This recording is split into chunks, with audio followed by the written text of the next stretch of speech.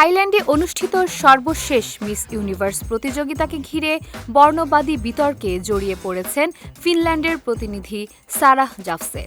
সামাজিক মাধ্যমে ছড়িয়ে পড়া একটি বিতর্কিত ছবি ও মন্তব্যের জেরে তার মিস ফিনল্যান্ড খেতাব কেড়ে নেওয়া হয়েছে। ২২ বছর বয়সী এই সুন্দরীর কর্মকাণ্ড আন্তর্জাতিক পরিসরে ব্যাপক সমালোচনার জন্ম দিয়েছে।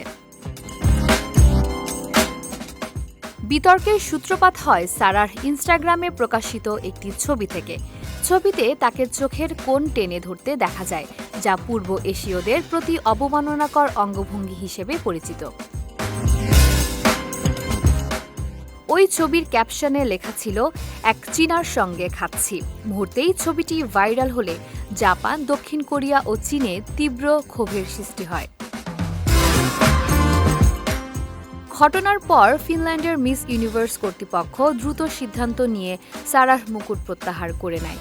বিষয়টি কেবল একজন প্রতিযোগীর মধ্যেই সীমাবদ্ধ থাকেনি, এর প্রভাব পড়ে ফিনল্যান্ডের জাতীয় ভাবমূর্তিতেও। এমনকি দেশটির জাতীয় বিমান সংস্থা ফিন এয়ারও সমালোচনার মুখে পড়ে।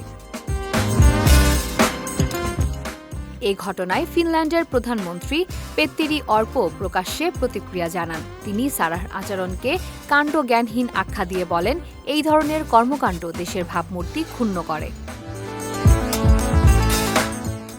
নিজের অবস্থান ব্যাখ্যা করতে সারাহ দাবি করেন, রাতের খাবারের সময় মাথা ব্যথার কারণে এমন অভিব্যক্তি হয়েছিল এবং আপত্তিকর ক্যাপশনটি তার অনুমতি ছাড়াই এক বন্ধু যুক্ত করেন।